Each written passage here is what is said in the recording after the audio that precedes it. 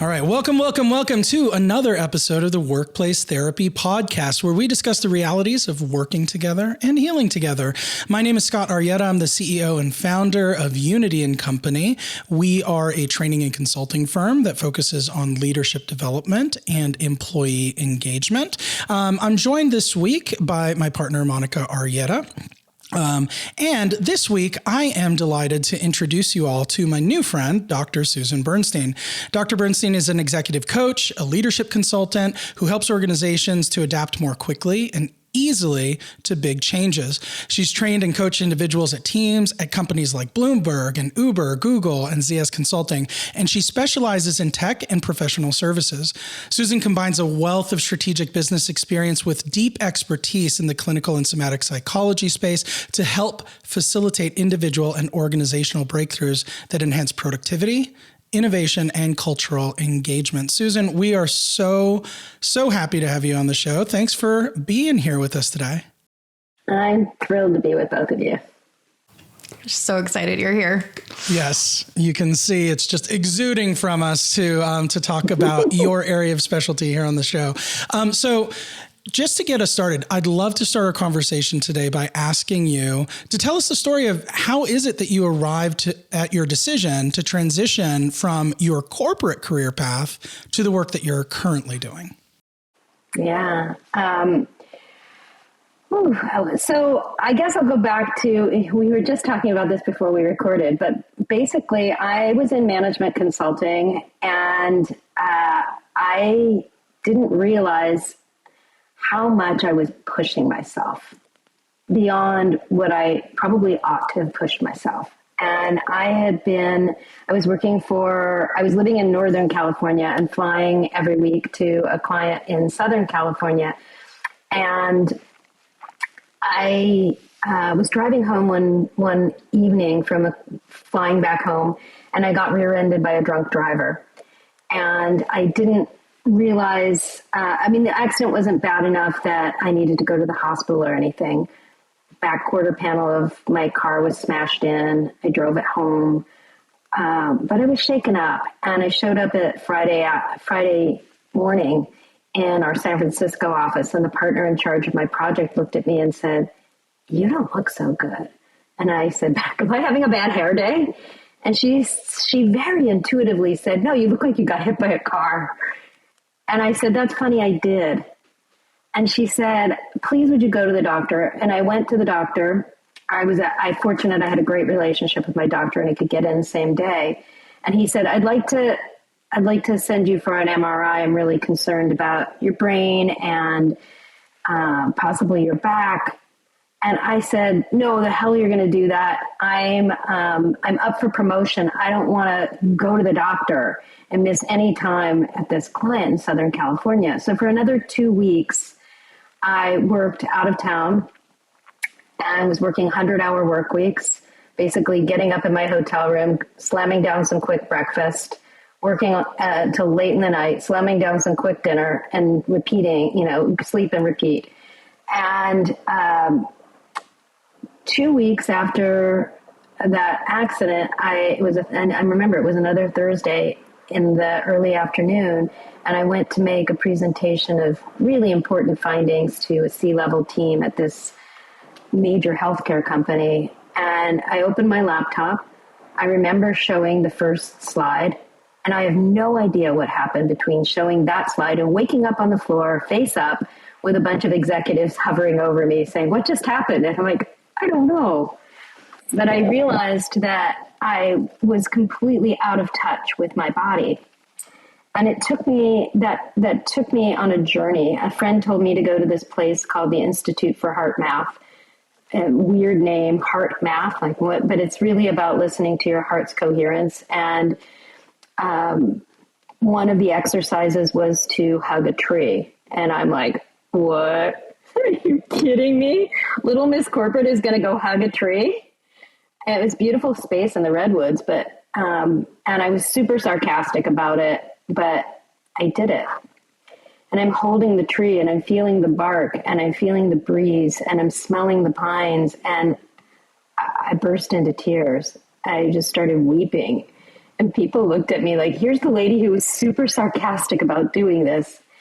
And it took me on this journey, and I took my job from being serving clients to an internal training role that made my life much more enjoyable. It was much more in line with what I wanted. I joined a startup that unfortunately went .bomb.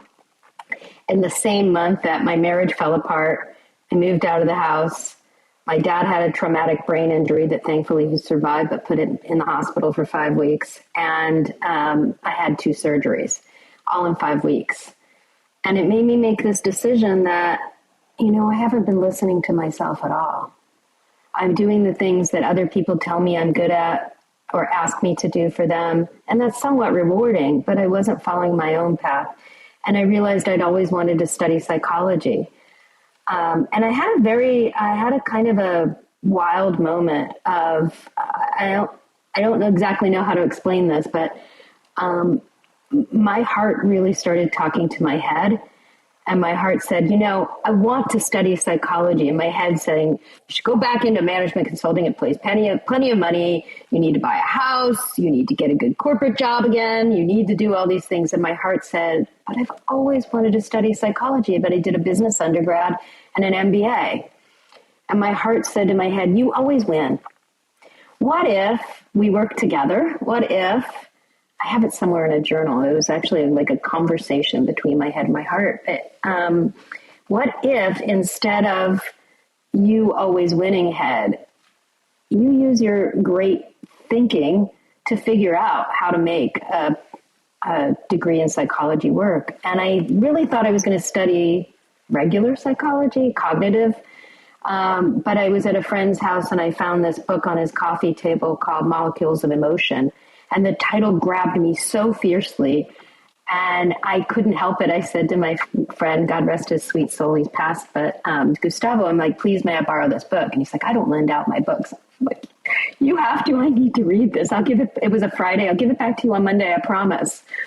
And so he let me borrow it, and I devoured the book, but it was basically talked about mind-body psychology or somatic psychology, soma referring to the body experienced from the inside. And I was fascinated by the connection between the mind and body. And I found a program in somatic psychology, and I put my head in the service of my heart to figure out how to make that work. And I got a job at Berkeley as a career advisor to pay the bills, and back working at my own MBA program, but with MBA students, helping them make career transitions while I was doing this Ph.D. And I had enough students say to me, Susan, you work differently than other career advisors. You get me making decisions faster and better. And it was a lot because I asked them to be guinea pigs with me. Would you let me try out something I just learned? So like I worked a lot with students who were trying to get into management consulting.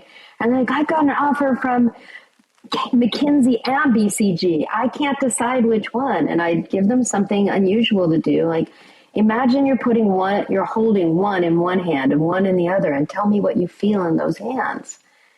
And they'd be like, oh my God, I'm getting these insights. What? This is weird. How did you do that? I'm like, I didn't do that. I invited you to listen to your own body's wisdom. And because I had done that with them, it was innovative.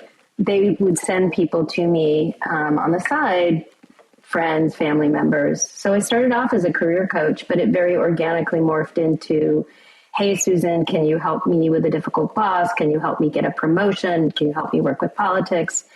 And I morphed myself into an executive and leadership coach. And then what I've realized is that I had this whole body of knowledge and tools for helping people. What I really realized my specialty is helping people to adapt to change at an individual level, at an interpersonal level, and at an organizational level.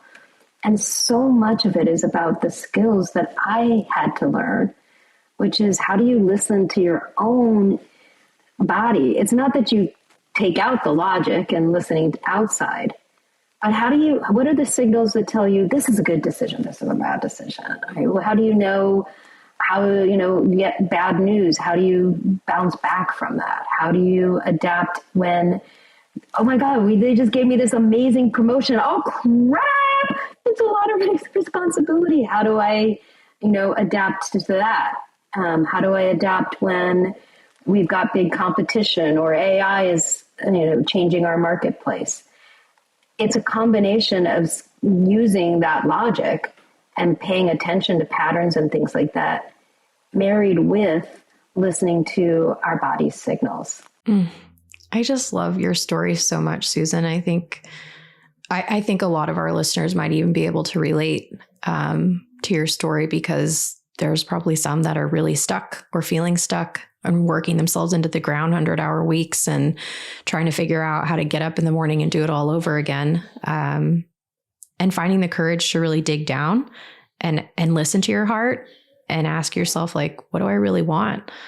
What is my body telling me it needs? I mean, those are powerful questions.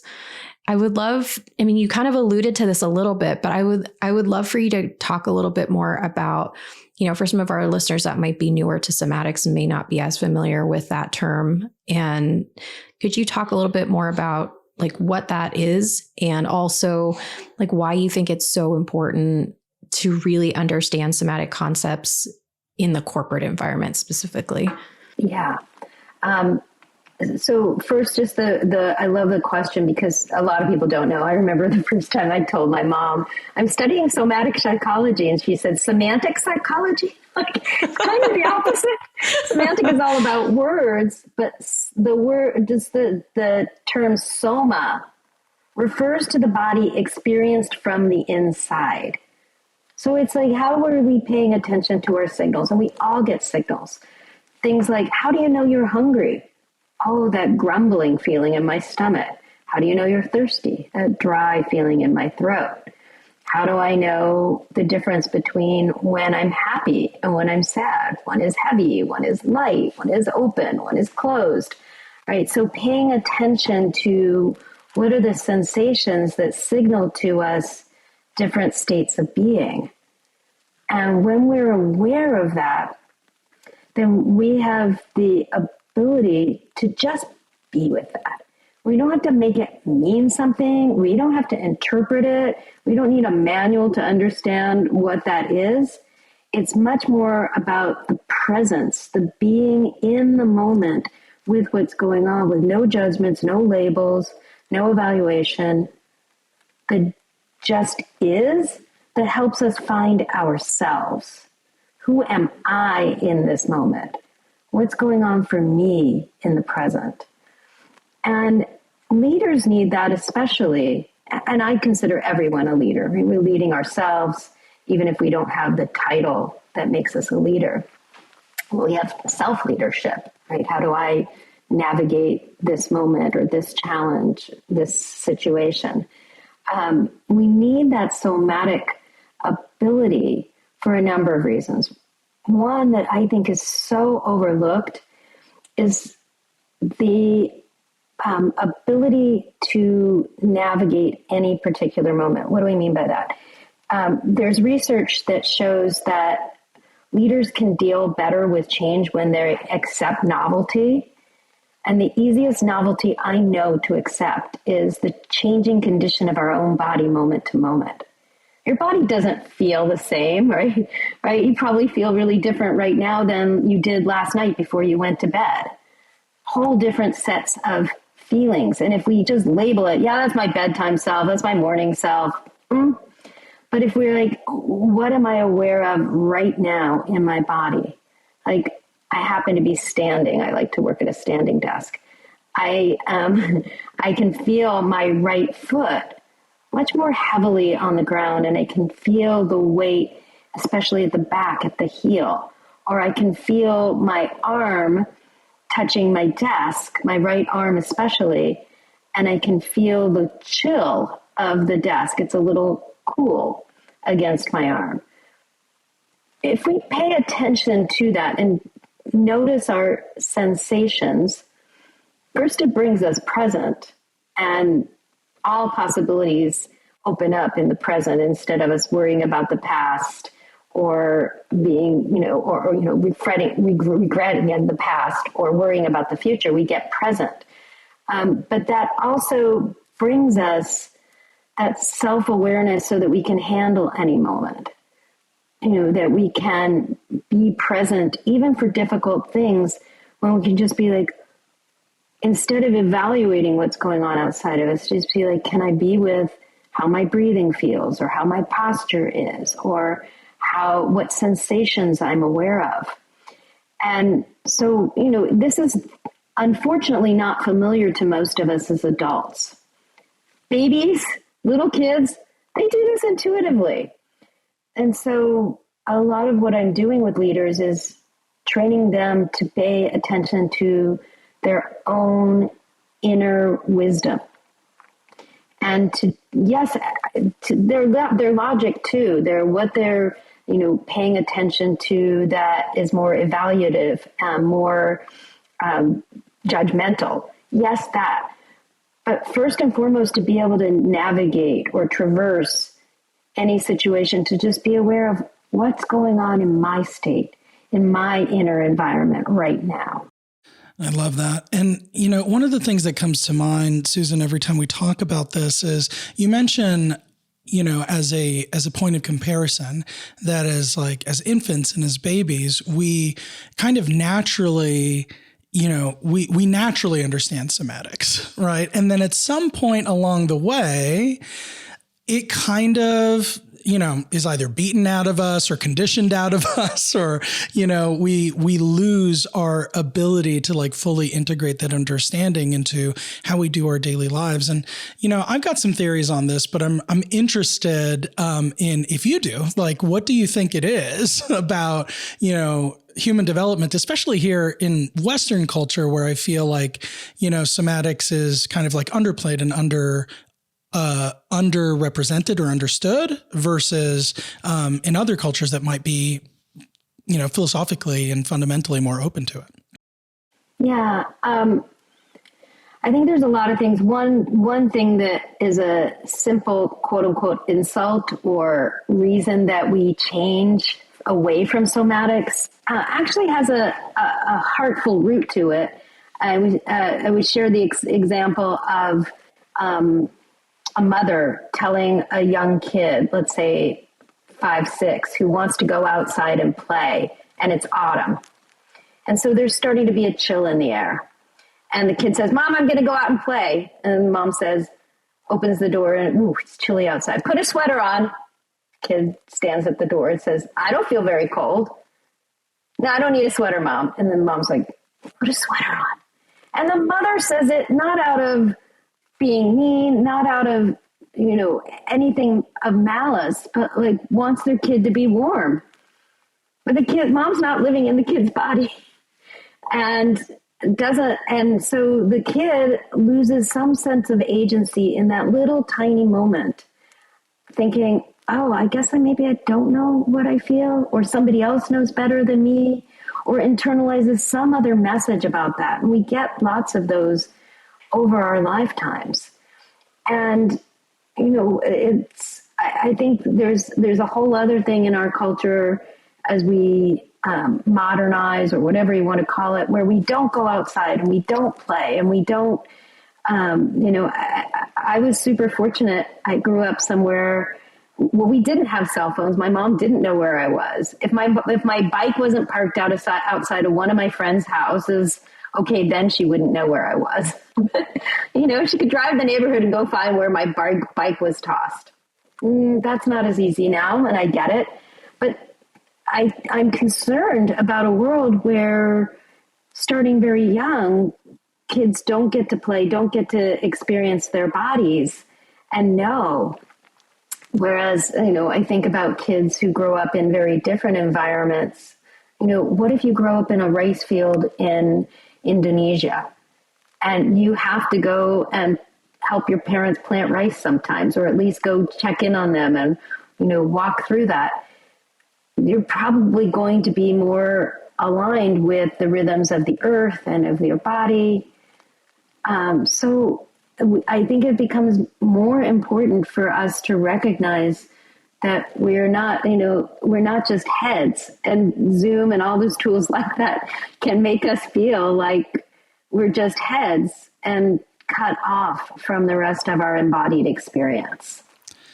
That's so interesting because, so what I took away from what you just said, Susan, is, the nature of the work we do might be forcing us more into our heads. Like a lot of our economy, especially here, in Western civilization, Western culture, is primarily based off of head work, either quantitative work or creative work, but not necessarily as much, working with our hands. Obviously, we have, blue collar and labor intensive jobs even here, in the West. But by and large, it's a knowledge economy that we're working in these days. And so I never really put those connections together that maybe by virtue of the work we do, we're just spending more time in our heads and like over time lose that connection to our body, or maybe are actively encouraged not to allow it to enter into the calculus. Like I remember working for an organization where, as part of the performance review, one of the dimensions that we were evaluated on was resilience and composure. But there was no discussion about how to maintain resilience and composure, or even really what resilience and composure look like. It was really, an attribute that was like, are you easy to control and direct? Versus anything else. So I just think that that's, it's interesting how in the subtlest of ways, like we're almost encouraged to dissociate, our heads from our bodies. Yeah. And look, we don't teach people that when I'm on that Zoom call or whatever, what could I be doing to care for the rest of myself more than just what I'm thinking? How am I literally physically feeling? And for me, feeling is both emotionally, right? I'm happy, I'm sad, I'm angry, whatever. And am I comfortable? And how do I know that? What's going on for me at a sensate level? Is my back, relaxed, or are my muscles tense and I, can only feel so much? And yeah, I get really concerned when people are cut off, or as you said, dissociated from their bodily experience, because we lose agency and we gain it back when we can be like, oh, I'm always teaching people what I call micro shifts. And they're tiny little shifts, right? Like if I sit up a little taller, our moms were right. That little bit of extra, up posture can help us to feel more confident. Or opening up my eye gaze. I mean, if we're staring at the screen all day, we have only that perspective. But if you raise your eyes and raise the sides of your mouth into a smile and look up for 60 seconds, it's shown that those two practices together can boost our moods. So using the deep wisdom of our bodies allows us to bring out much more of our potential. That's so good. I love that too, Susan, because I think sometimes when we get so wrapped up in trying to figure out like, what's the recipe for whatever it is, right? If I'm feeling, frustrated one day, like there has to be some series of steps that I have to follow in order to feel less frustrated. But what you're saying is like, it's really just about those tiny little micro adjustments, right? You don't have to orchestrate an entire process on how to go from feeling frustrated to not feeling frustrated anymore. It's really just paying attention and kind of slowing down, and that active slowing down and really being deliberate about just scanning your room, picking out 5 objects that you see, just even being deliberate about that pause can make such a huge difference. And I think that brings a lot of hope, when I hear you talk about that, because then it's not, we make it easy, right? It's like, how can we make it easy for people to access the wisdom that's in their bodies? And it really doesn't have to be complicated. I love what you just said so much. We go from a recipe and that orchestration to the ease of tiny shifts. The ones that I'm always telling people to make are shifts in your vision, looking up or looking wide, shifts in your inspiration, your literal breathing, slowing down your breathing, or left or right or alternate nostril breathing. There's so many good breathing exercises that can shift our state of being. Voice and literally using our voice. And I'm going to be honest, I use a lot of these, I draw from what babies do. So babies, when they're, wanting to change, maybe not wanting to, but needing to change their state, will do motor lips. And one of the things that I tell adults to do is not to do it in the middle of a business meeting. Probably inappropriate. Maybe go in the bathroom, maybe do that off Zoom. But that regulates the vagus nerve, which is really important in our nervous system for calming. So vision, inspiration, voice, touch. We actually know that putting a hand on our own chest, that heart region, is so calming for so many people.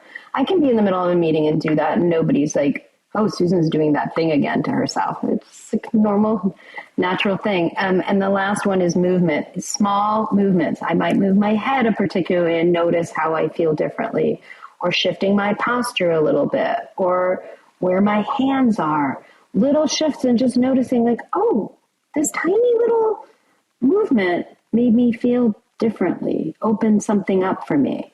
So you're right. We don't have to go to the recipe and orchestrating and all. That's what I would do.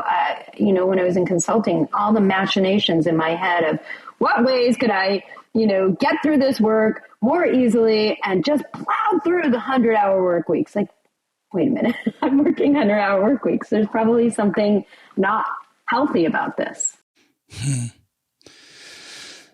Well, I want to dive into a little bit more of the specifics of the work that you do, Susan. So you mentioned that you work with individuals as well as organizations. So I'm curious if you have a couple of examples of what like a prototypical engagement with an individual might look like. Yeah. So, a lot of what I'm helping leaders to do is to maximize their potential, to really bring out their very, very best. And, one particular example comes to mind of a leader that I worked with in the manufacturing space. And she came to me saying, look, Susan, I was smart enough to get out of a company that was pretty toxic for me. I had a leader who was regularly berating me, claiming my work as his own, not giving credit where credit was due. It was just a really difficult person to work for. And I had the foresight to get out, and I met a company that really, really values me. And I know it and I feel it, but somehow I don't speak up for myself. Somehow I hold back what's going on here. And with that particular leader, one of the things that we looked at was what were the instances where she would find herself getting tripped up and not speaking, holding back. She's very smart and she knows it. She has lots of great ideas, but she'd, doubt and second guess herself. And we worked on two fronts. One was what could she do for herself in the moment? And another one was, I believe that if we've had a trauma happen to us at work, like working for a leader like that, and that's chronic trauma, it's not necessarily a one incident, my boss, God forbid, hit me or something. But those little insults add up over time, that we need to have a way to let those go. So one of the things that I do with people like that who have experienced that, and unfortunately lots of people have had traumatic work experiences with managers who, for whatever reason, haven't worked through their own emotional issues, do things, perpetrate, violence, not necessarily in a physical way, but in a way where they're holding people back from their potential. So I had her write out to on paper, not in a journal, actually, deliberately. I had her write out some of what was really frustrating to her, and that was difficult enough. And so I gave her some mind-body practices for staying present, putting that hand on her heart to feel her heart and feel herself. When she'd, find herself being overwhelmed, to exhale like she was blowing out a candle. We know that when we let our exhales be longer than our inhales, it sends our nervous system a signal that we can relax. So I had her do that and write all these things out. And then I gave her the option of like, you can take it and crumble it up. You could take it and bury that. You could rip it to shreds. You can burn it. She's like, that baby's going in the fireplace. And, so it was, she really turned it into a ritual of letting go of all of that traumatic experience. And then writing some new affirmations for herself and saying them aloud using her voice and feeling the power and how that changed and helped her to literally stand on her 2 feet in that power of what she believed. And she did find herself speaking up more in those meetings and saying the things that she needed to say and learning that, yeah, it was a risk. Every single time we use our voice and share our ideas in the world, it is a risk. But that she could bounce back if that risk was people are like, no, we're not going to do that. But she was also working in a much more respectful, her new company is just a really right fit for her, where there's a lot of respect, and she could bring that across. So, that's one example of working with a leader and helping them to work through not standing in her full power and shifting into standing fully in her power. I love that story, Susan, because I think, the connection that I'm drawing is, when we work with organizations, one of the trends that we're noticing now, probably more than ever, is this trend where ineffective communication seems to be at the root of most conflict and dysfunction within organizations.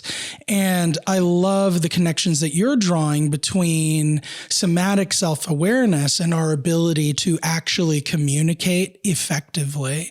And what I see is this trend toward ineffective communication seems to be accelerating.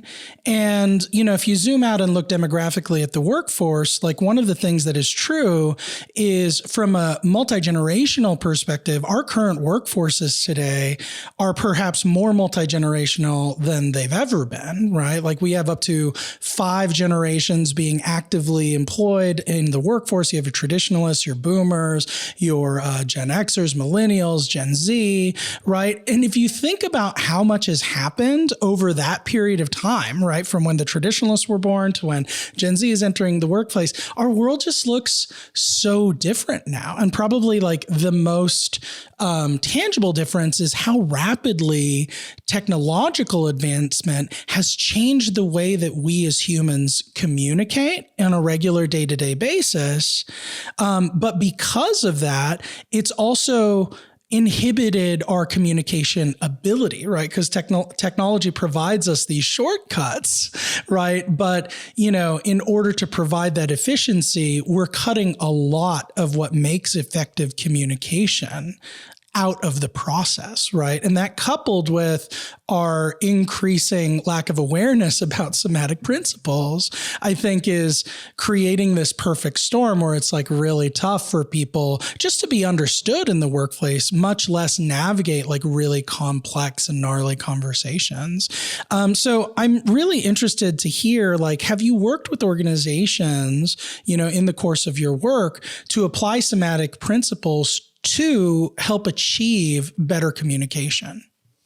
Yeah, yes, absolutely. And just when listening to you makes me think about a leader who I'm working with right now at a big tech company who's rolling out a huge worldwide initiative and started reading me this long text exchange between her and another leader. And I'm like, hey, next time this happens, pick up the phone.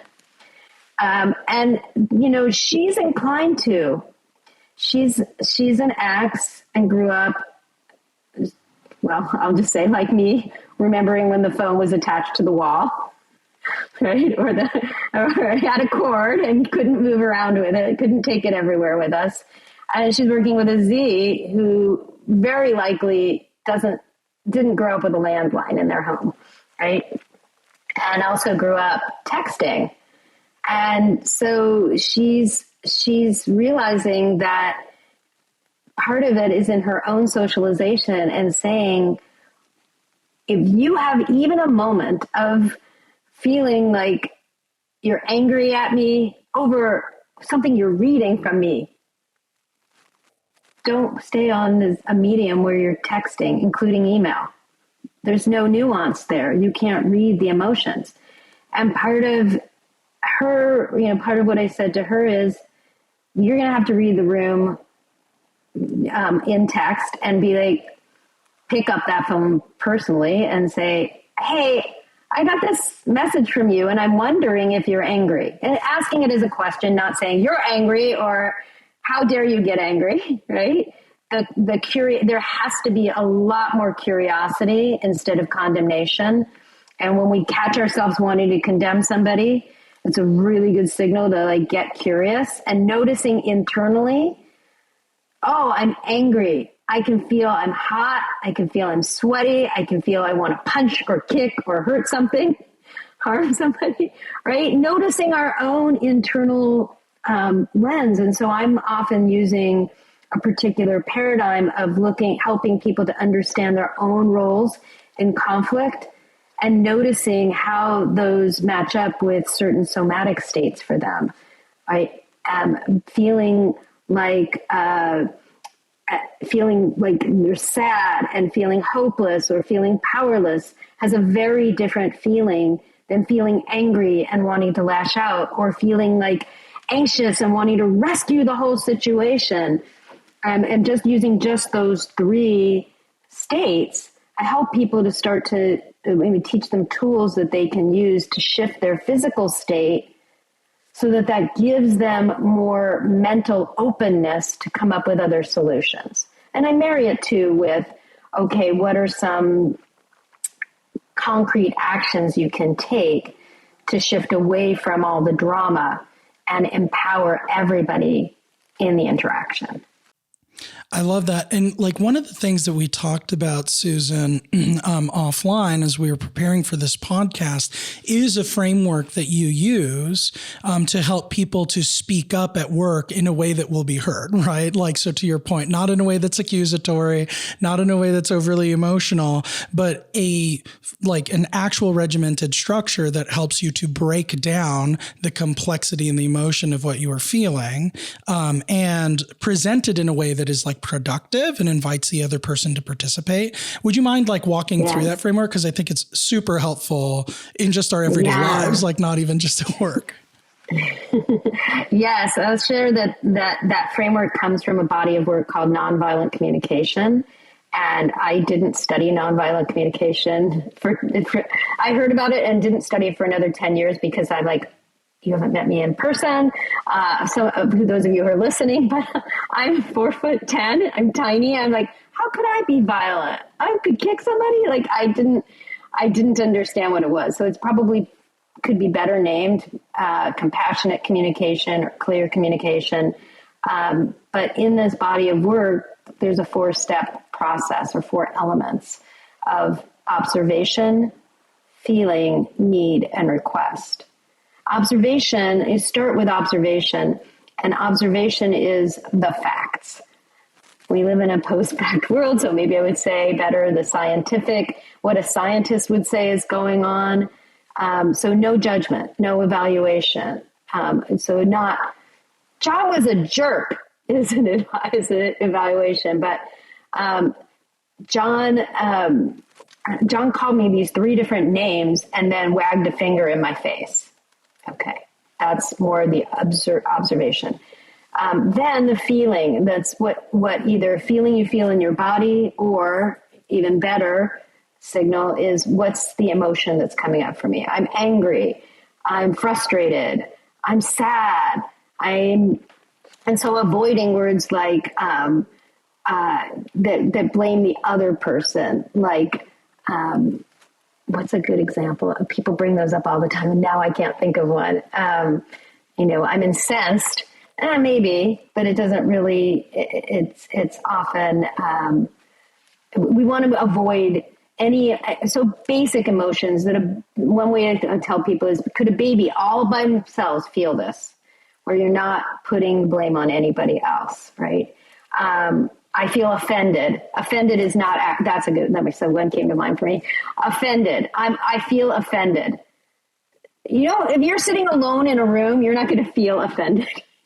I might feel angry, but offended needs another actor to feel that. So it's not actually an emotion, it's a response.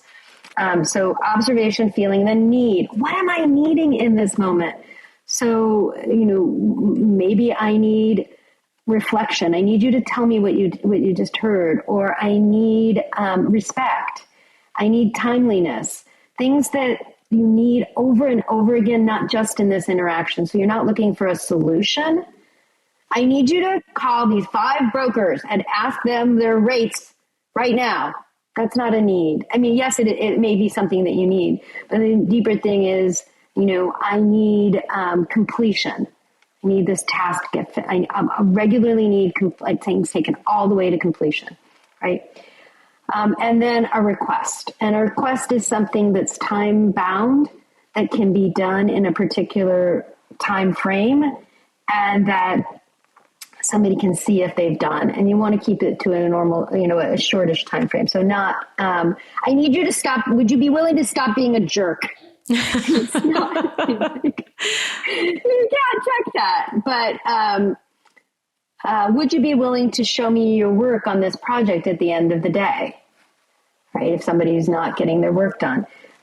So when we use those 4 elements together, and it's a practice, I'm always reminding my clients. I just had somebody I talked to, I checked in with a former client of mine last week, and he said, Susan, one of the most important things I learned from you is to do all of these things as a practice, the way I would practice a sport, that I'm going to keep getting better, but sometimes I'm going to mess up.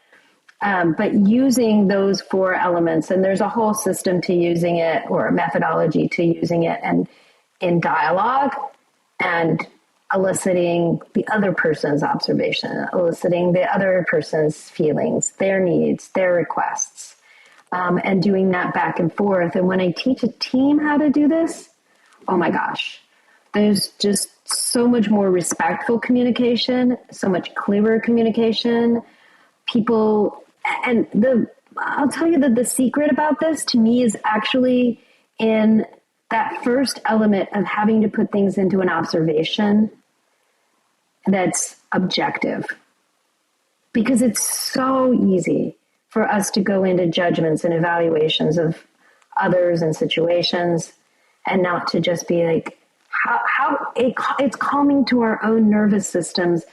Like, I use this a lot with family members, because those are the people who know me the best. They know how to push my buttons. They're probably not intentionally trying to. So sometimes I will go in, I'll ask somebody, I need a moment. And I'll grab a piece of paper and I will write OFNR. And then I'll write, what's my observation? Oh, this person is driving me crazy. That's not an observation. They said these things. Okay, that's actually what they said. Just that alone can, writing that down can calm me. And what was I really feeling? And noticing what I feel, because our feelings are signals. And when we share, I'm feeling angry, I'm feeling scared, I'm feeling frustrated, I'm feeling overwhelmed, that lets somebody else know how to work with us. And then what my need is, and then I start realizing I keep having this need over and over and over again. How do I get that fulfilled? And then making clear requests instead of just like, oh, I'm mad, or, oh, I'm not getting what I want. Then you need to ask, and ask in a way that can be heard. I love that. Oh my gosh. If I could just say something really quick, because I know, Scott, you got something that you want to say too. But I think you talked about this a little bit earlier too, Susan, about curiosity, right? And kind of like leaving judgment over here on the wayside and really embracing curiosity. And what I love about this model that you just shared is that it's it's a holistic curiosity. It's a curiosity about what's going on within ourselves in those moments, but then it also extends to the other person as well. And I think that not only creates awareness for what's happening within our bodies, but in the relationship that we're having with this other person. So I think that's such a beautiful way to really honor the experience of both, and to really kind of pay attention to what might be coming up as a pattern for us over time that we may meet. Oh gosh, to your point, like, why do I feel like I always need validation? Like, why does that keep coming up? Right. And then that kind of helps unlock other things and starts to get you asking different questions. So I think it's just such a beautiful way to ground ourselves, to bring us back into our bodies, to start asking ourselves different questions and really get a different perspective about what might be going on. And I'll just say, I really appreciate the callback to curiosity, because curiosity is a state that we feel in our body. And if you can remember a time you've been curious about, I want to know, right? It's forward moving. It's wide eyes open. It creates a whole different state than that condemnation. And if we can start to watch for when do we get critical or condemning and be like, what would create some curiosity for me? And the biggest thing I'm telling people is questions create curiosity. Mm-hmm. What's happening here? Why? And I actually tell people the why question is one we want to answer. Mm-hmm. Why is this person doing that? And why is a really hard question to answer. But like, what might switch this situation up is a question that creates even more possibility. Why tends to dive down into where what if or what could be are open and expansive questions. So good. Do you feel like there's a reason that we're not more curious when it comes to these interactions where curiosity would be a huge benefit for us? One, I don't think we're taught to be curious. So I think there's part of that. But, the first instinct that came to me is actually that we work in a world that expects everything fast. Mm-hmm. And curiosity takes it doesn't have to take a lot of time, especially if we practice asking good questions. Then curiosity can be a go-to, right? And that we can learn to hold that state of open wondering, like a kid wonders. How can I put myself into an open, wondering, curious state? What can I do for myself to open that up? And then when we practice it, it doesn't have to be slow and laborious and take up all that time. But we do work in, people expect everything so instantly. I get it because, I have a mom who's in her 80s. And she'll be like, I'm going to send this check to the bank. And I'm like, you're going to do what? Like, what? You're not going to pay for that online? She can't stand doing any payment online. Like, that's just so foreign and scary to her, right? So I remember that we haven't always gone at this speed, but this speed factor can create anxiousness that can close off our curiosity. That's interesting. I also think about the lack of curiosity as it pertains to our discourse as a society, right? I mean, and it seems like, there are things we used to work through as a community of citizens where we could have differences in points of view and have enough self-awareness and emotional regulation to navigate the nuances and discuss an issue on its merits or consequences.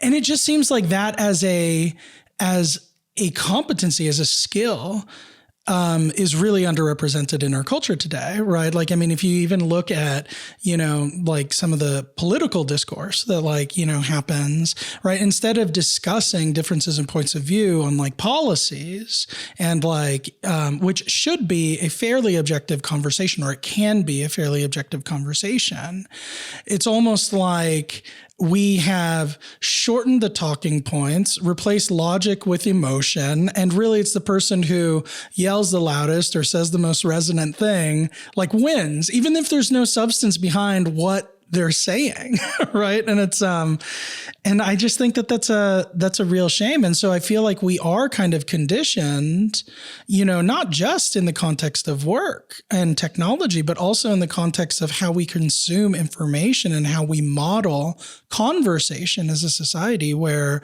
curiosity has just ceased to be an asset and is kind of like looked at as almost like weakness. Like if you're not actively pushing your agenda onto the other person, then you're losing the debate. I could go a whole week-long conversation with you about this one. No, this is phenomenal because, look, there's an issue in the news right now. I don't want to get into the whole of the issue, but, what's going on in the Middle East with the Palestinians and the Israelis, right? I happen to be, my last name's Bernstein. It's kind of a giveaway that I'm Jewish.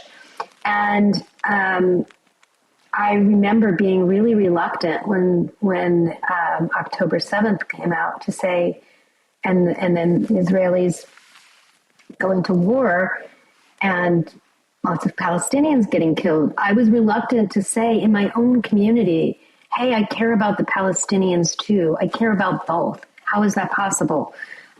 Because we live in a world where there's almost an expectation of you have to take a side. You have to join your tribe. And I'm like, wait, where's the tribe that's like, I'm allowed to care about both and. I do improv and like both and. Yes, and. Yes, I care about the Israelis and I care about the Palestinians. How do we allow ourselves to break out of this this wasn't this has become more of a thing, especially with social media and yelling, so to speak, and, insisting that, for example, celebrities come out and say, who are you with? Like, wait a minute. Why do I even have to say that?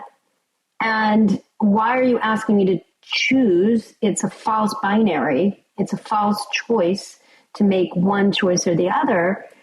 And so I really think there's a slowing down that needs to happen and a willingness. And that doesn't happen in this instant media where it can instantly go put up my first thought. Yeah. Really, really great point.